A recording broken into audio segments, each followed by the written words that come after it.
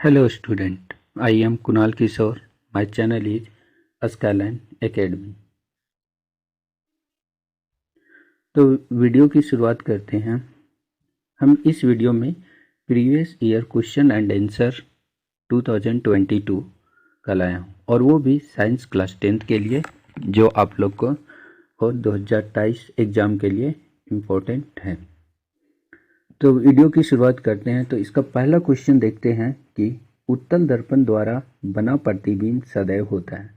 तो उत्तल दर्पण द्वारा जो भी प्रतिबिंब बनता है वो हमेशा सीधा बनता है। आप लोग देख सकते हैं कि गाड़ियों में पीछे वाले दृश्य को देखने के लिए जिस मिरर का यूज होता है वो भी है सो उत्तल दर्पण होता है।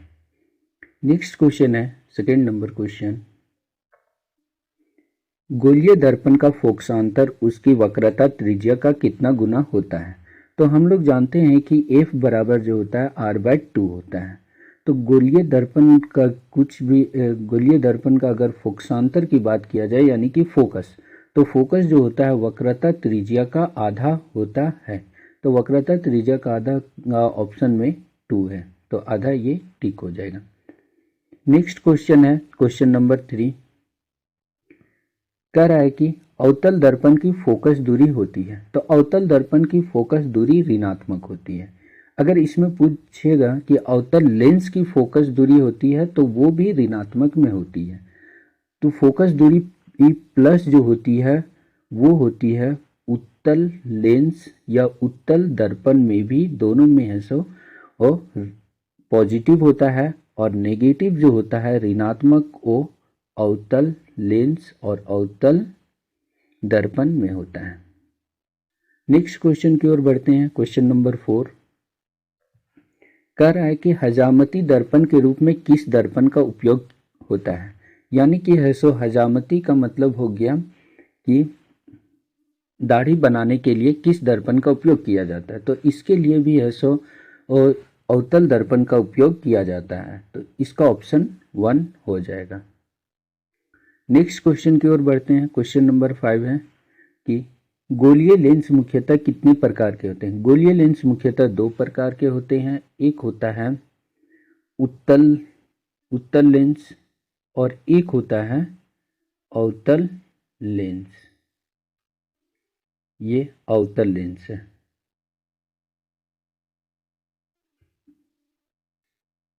ओके गाइस, नेक्स्ट क्वेश्चन की ओर बढ़ते हैं। क्वेश्चन नंबर हमारे पास 6 है।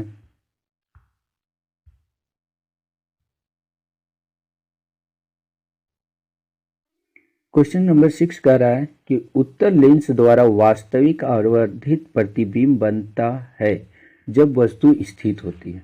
तो अगर उत्तल लेंस बोला गया है तो उत्तल लेंस ये है हमारे पास। अगर इसका देखा जाए तो ये मुख्य एक अक्ष है। यहाँ पर प्रकाशिक केंद्र O है। यहाँ पर है सो F1 डिनोट करते हैं और इससे दुगना 2F1 डिनोट किया जाता है। अगर राइट हैंड साइड में देखते हैं लेंस की राइट हैंड साइड में, तो यहाँ पर है सो F2 होता है और यहाँ पर 2F2 होता है। तो अगर हम बिंब को जो है बिंब या वस्तु को हम लोग F1 और 2F1 के बीच में रखते हैं तो ये जो प्रतिबिंब बनाएगा वो यहाँ से लेकर एक मुख्य अक्ष के समांतर जाएगा प्रकाश की किरण, जो F2 से पार होते हुए आगे जाएगा और एक प्रकाशिक केंद्र से ये बढ़ते हुए आगे की ओर जाएगा। हम लोग यहाँ पर देख सकते हैं कि ये दो वो किरण आरेख है वो यहाँ पर कट कर रहा है। तो यहाँ पर ये जो प्रतिबिंब बना वो प्रतिबिंब आवर्धित बना और है सो वो वास्तविक भी बना। तो जो भी वास्तविक प्रतिबिंब बनता है वो हमेशा उल्टा बनता है। तो यहाँ पर वास्तविक और आवर्धित प्रतिबिंब बोला है तो इसके लिए ऑप्शन हो जाएगा F और 2F के बीच में किसी वस्तु को रखेंगे तो उसका प्रतिबिंब वास्तविक आवर्धित प्रतिबिंब बनाएगा। नेक्स्ट क्वेश्चन की ओर बढ़ते हैं। Question number 7। क्वेश्चन 7 कह रहा है कि जब प्रकाश की किरण हवा से कांच में जाती है, यहाँ पर हवा है, हवा से कांच में जाती है तो वह मुड़ जाती है। तो प्रकाश की किरण अगर हवा से कांच में जाती है तो कांच जो है वो ये सघन माध्यम होती है। तो जब भी हवा विरल से सघन माध्यम की ओर जाती है तो ये नॉर्मल की ओर यानी कि अभिलंब की ओर झुक जाती है। तो इसके लिए है ऑप्शन 3, अभिलंब की ओर। ओके गाइस, नेक्स्ट क्वेश्चन की ओर बढ़ते हैं। नेक्स्ट क्वेश्चन है क्वेश्चन नंबर 8, लेंस की क्षमता का एसआई मात्रक।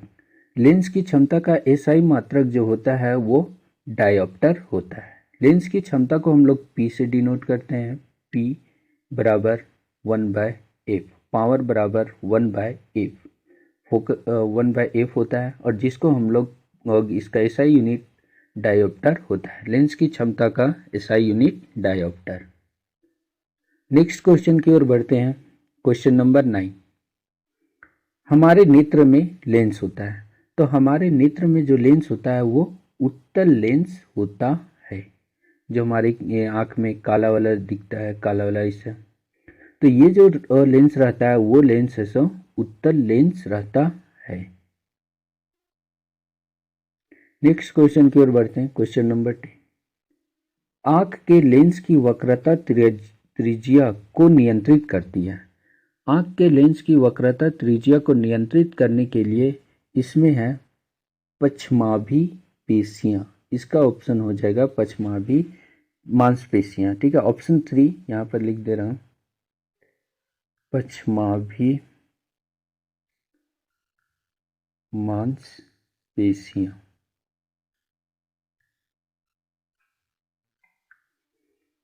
नेक्स्ट क्वेश्चन की ओर बढ़ते हैं। क्वेश्चन नंबर 11,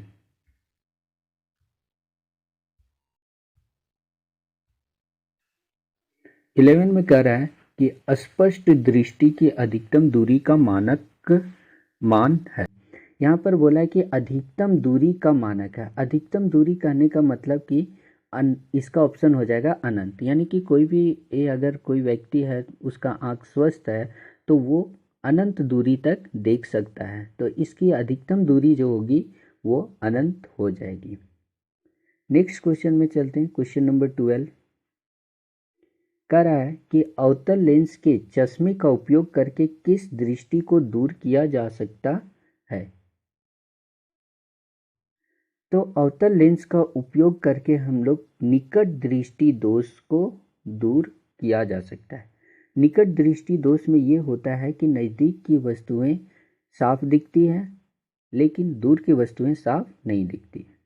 तो इसके लिए अगर किसी व्यक्ति को दूर की वस्तुएं साफ नहीं दिख रही है तो उसके लिए है सो वो जो है वो निकट दृष्टि दोष से ग्रसित है और उसके उपाय के लिए अवतल लेंस का उपयोग किया जाता है। नेक्स्ट क्वेश्चन की ओर है कि तारे का टिमटिमाना प्रकाश के किस घटना को दर्शाता है। तारे का टिमटिमाना यानी कि आप लोग देख सकते हैं कि रात में तारे हैं सो टिमटिमाते रहते हैं, तो ये जो है वो कहलाता है प्रकाश का अपवर्तन। प्रकाश का अपवर्तन के कारण ये होता है। नेक्स्ट क्वेश्चन में आते हैं। किसी अभिक्रिया में भाग लेने वाले पदार्थ कहते हैं। किसी अभिक्रिया में भाग लेने वाले पदार्थ को अभिकारक कहा जाता है। यानी कि कोई भी है, जैसे कार्बन प्लस ऑक्सीजन रिएक्शन करके बना देता है कार्बन डाइऑक्साइड, तो इस साइड जो रहता है लेफ्ट साइड रहता है तो इसको बोला जाता है अभिकारक, और राइट साइड को उत्पाद बोला जाता है। नेक्स्ट क्वेश्चन की ओर बढ़ते हैं। क्वेश्चन नंबर है कि समीकरण CaCO3 ये रिएक्शन किया उष्मा के साथ और बना दिया CaO प्लस CO2, किस प्रकार की अभिक्रिया है। तो यहाँ पर देख रहे हैं कि CaCO3 ये ब्रेक हो रहा है दो अलग अलग प्रोडक्ट में, उत्पाद में। तो जब कोई भी ऐसा कोई भी वैसी रासायनिक अभिक्रिया जिसमें से एक पदार्थ वो दो पदार्थ में टूटता है, तो वैसे रासायनिक अभिक्रिया को वियोजन अभिक्रिया कहते हैं। तो इसका ऑप्शन हो जाएगा 2। नेक्स्ट क्वेश्चन की ओर बढ़ते हैं। Question number 16।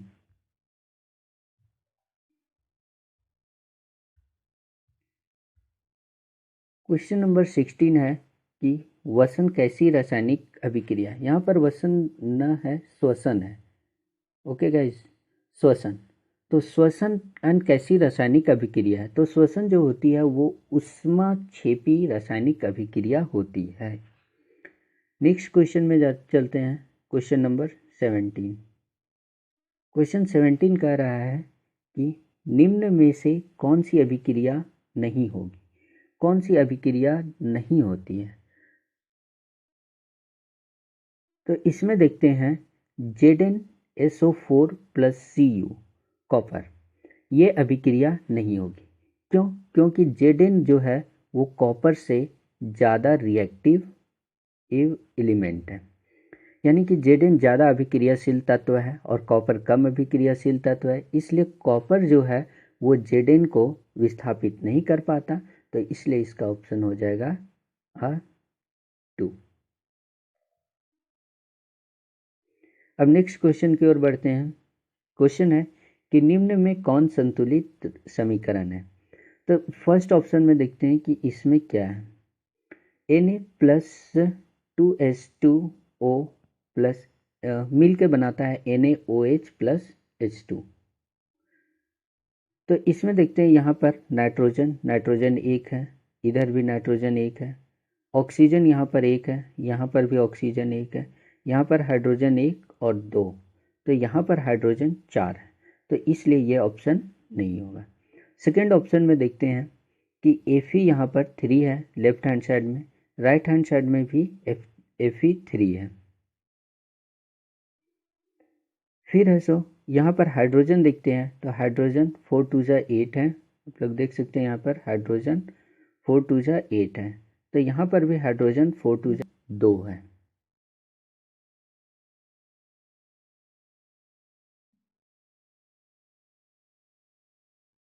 Sorry gas, first option तो होगा नहीं, सेकेंड ऑप्शन को चेक करते हैं। तो सेकेंड ऑप्शन Fe जो है आयरन वो 3 है। उसके बाद फिर है सो राइट हैंड साइड में भी आयरन 3 है Fe। हाइड्रोजन यहाँ पर देखते हैं 8 है, तो हाइड्रोजन भी इधर 8 है। अब ऑक्सीजन की बात करते हैं, तो ऑक्सीजन जो हमारा दूसरा समीकरण है वो है इस प्रकार 3Fe + 4H2O मिल के बना देता है Fe3O4 + 4H2। तो यहाँ पर जो आयरन है वो आयरन 3 है, इधर भी आयरन 3 है। यहाँ पर हाइड्रोजन 8 है, इधर भी हाइड्रोजन 8 है। यहाँ पर ऑक्सीजन 4 है, तो यहाँ पर देखते हैं कि ये 4 और ये ऑक्सीजन 1, तो 4 1 जा 4, यानी कि ऑक्सीजन भी 4 है। तो हमारे पास ऑप्शन जो है वो सेकेंड ऑप्शन सही हो जाएगा। अब नेक्स्ट क्वेश्चन की ओर बढ़ते हैं। Question number 19। क्वेश्चन नंबर 19 जो कह रहा है कि अभिक्रिया ZnO + C मिल के बनाता है Zn + CO में किसका उपचयन हो रहा है। तो उपचयन का मतलब होता है कि जिसमें ऑक्सीजन आकर जुड़ता है, यानी कि ऑक्सीजन की वृद्धि हो रही है।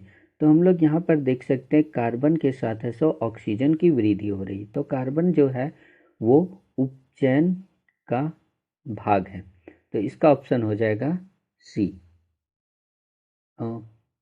कार्बन, यानी कि ऑप्शन 2। नेक्स्ट क्वेश्चन की ओर बढ़ते हैं। क्वेश्चन नंबर 20 है, कौन सा पदार्थ लाल लिटमस पत्र को नीला कर देता है। तो लाल लिटमस पत्र को नीला करने का काम क्षार करता है, तो इसका ऑप्शन हो जाएगा 2। आपको याद रखने के लिए एक ट्रिक बता दे रहा हूँ, जैसे ए से क्या होता है, एसिड होता है, और एसिड जो होता है वो ब्लू लिटमस को रेड बनाता है, जैसे हम लोग पढ़ते हैं ए, उसके बाद बी आता है, उसके बाद कोई भी ए सी डी ये सब आता है, तो ए से एसिड हो गया, बी से ब्लू हो गया, और उसके बाद आर आता है, तो एसिड जो है ब्लू से रेड बनाता है। इसी का उल्टा अगर है सो बेस देखा जाए, तो बेस जो है वो इसी का उल्टा होता है, यानी कि रेड से ब्लू बनाता है। तो यहाँ पर बोल रहा है कि कोई भी पदार्थ जो है वो लाल लिटमस को नीला कर देता है, तो लाल लिटमस को नीला करने का काम क्षार करता है। नेक्स्ट क्वेश्चन की ओर बढ़ते हैं। क्वेश्चन नंबर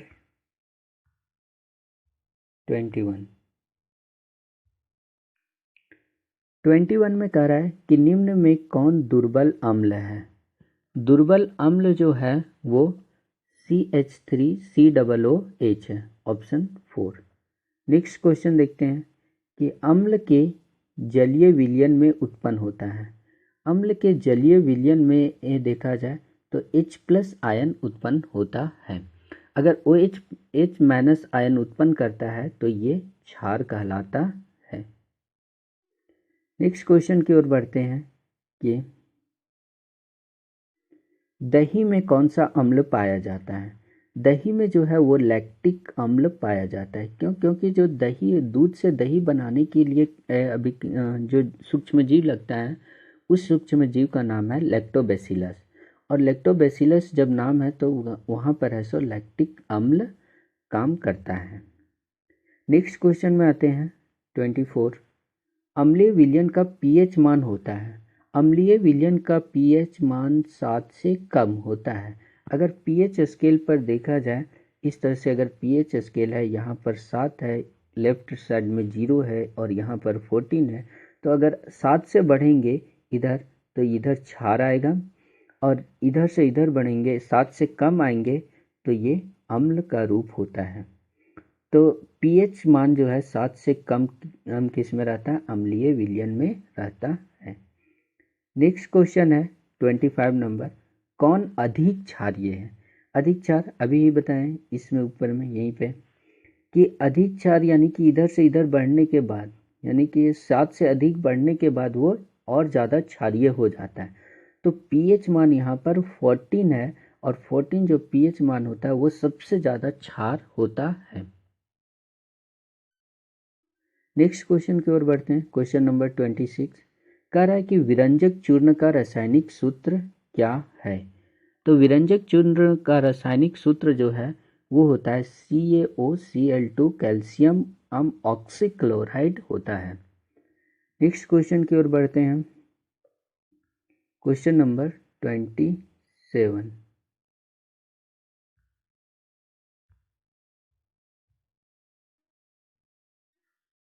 27 में है प्रकाश संश्लेषण में ऑक्सीजन बाहर निकलती है। प्रकाश संश्लेषण में ऑक्सीजन बाहर निकलती है। तो ऑक्सीजन बाहर निकलती है किसके माध्यम से? यानी कि जल से। ठीक है, क्यों? क्योंकि जो प्रकाश संश्लेषण होता है तो प्रकाश संश्लेषण में है सो हरी पत्तियां वाष्पन का काम करती है, यानी कि सो उसमें एक इवोपरेशन, सॉरी, जो पत्तियां होती है वो अपने साथ है सो इवोपरेशन करती है। ठीक है, तो इवोपरेशन यानी कि जल वाष्प है सो बाहर निकालती है, तो उसके साथ H2O आता है, और H2O यानी कि इसी के साथ ऑक्सीजन बाहर आता है, यानी कि जल से है सो ऑक्सीजन बाहर निकलती है। नेक्स्ट क्वेश्चन है अनॉक्सी श्वसन के फलस्वरूप क्या बनता है। अनॉक्सी श्वसन के फलस्वरूप देखा जाए तो एथिल अल्कोहल बनता है, यानी कि अनॉक्सी श्वसन, यहाँ पर अनॉक्सी श्वसन जो होता है वो अवायवीय श्वसन कहलाता है। अवायवीय श्वसन कहने का मतलब कि वैसा श्वसन जिसमें ऑक्सीजन की अनुपस्थिति हो। ऑक्सीजन की अनुपस्थिति में जो श्वसन होता है उसको अवायवीय श्वसन कहते हैं। नेक्स्ट क्वेश्चन है 29। निम्नलिखित में कौन परजीवी है? इसमें परजीवी का नाम बताना है, तो इसका जो हो जाएगा वो प्लाज्मोडियम परजीवी है, एक प्रकार का प्लाज्मोडियम परजीवी है। नेक्स्ट क्वेश्चन में बढ़ते हैं, क्वेश्चन नंबर 30। रुधिर के तरल भाग को क्या कहते हैं? तो रुधिर के जो तरल भाग है उसको प्लाज्मा कहते हैं, और प्लाज्मा में देखा जाए तो 90% जल रहता है। नेक्स्ट क्वेश्चन, मछली के हृदय में कोष्ठकों की संख्या होती है। तो मछली के हृदय में जो कोष्ठक की संख्या होती है वो 2 होती है। इसका ऑप्शन फर्स्ट हो जाएगा। और मनुष्य में कोष्ठकों की संख्या अगर पूछा जाए तो मनुष्य में कोष्ठकों की संख्या जो होती है 4 होती है, और मछली में 2 होती है। नेक्स्ट क्वेश्चन की ओर बढ़ते हैं।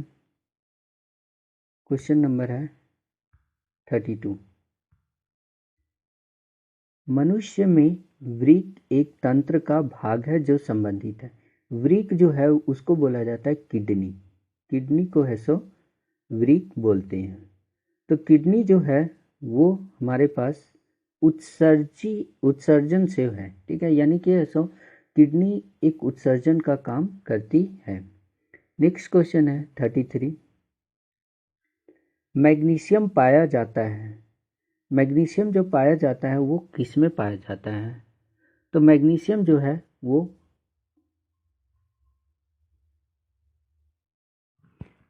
मैग्नीशियम जो पाया जाता है वो हरे पत्तों में पाया जाता है, मतलब कि जिसमें क्लोरोफिल होता है उसमें। तो क्लोरोफिल में मैग्नीशियम पाया जाता है। नेक्स्ट क्वेश्चन की ओर बढ़ते हैं 34। कह रहा है कि किसमें मुकुलन विधि द्वारा जनन होता है?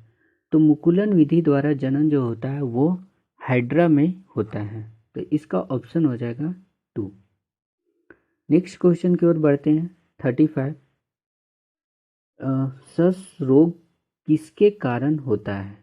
सस रोग जो होता है वो विषाणु के कारण होता है। विषाणु यानी कि वायरस, जिसको वायरस बोला जाता है, वायरस के कारण होता है।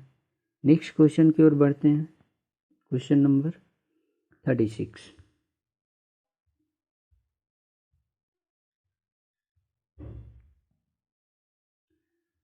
क्वेश्चन नंबर 36 कह रहा है कि पराग कोश में होते हैं। ये पराग कोश है। तो पराग कोश में क्या पाया जाता है? तो पराग कोश में जो होता है वो परागकण पाया जाता है, और परागकण जो होते हैं वो पीले रंग का होता है। जैसे आप लोग देख सकते हैं कि फूलों में है सो फूल लगते हैं, तो उसमें है सो अगर उस फूल की परागकोश को छूते हैं तो हाथ में पीला लग जाता है। तो वो किसके कारण होता है? परागकण के कारण होता है। नेक्स्ट क्वेश्चन की ओर बढ़ते हैं 37 क्वेश्चन नंबर। पूर्ण विकसित अंडाशय कहलाता है। तो पूर्ण विकसित अंडाशय जो है वो फल कहलाता है। Next question 38। अनवीकरणीय ऊर्जा स्रोत है। अनवीकरणीय के बारे में बोला गया कोयला, यानी कि अनवीकरणीय ऊर्जा स्रोत वैसी ऊर्जा स्रोत है जिसको क्या हो सके कि उसको दोबारा से उपयोग ना किया जा सके। 39 नंबर क्वेश्चन जो है, सौर ऊर्जा को सीधे विद्युत में बदलने वाली युक्ति को कहते हैं। तो सौर ऊर्जा को सीधे विद्युत में बदलने वाली युक्ति को सौर सेल कहा जाता है। नेक्स्ट क्वेश्चन और इस वीडियो का लास्ट क्वेश्चन है, निम्नलिखित में कौन मुख्यतः जैव गैस का संघटक है? तो जैव गैस का संघटक देखा जाए तो मीथेन है, और मीथेन एक अच्छा उष्मा देता है। ओके गाइस, ये लास्ट क्वेश्चन था। Thank you.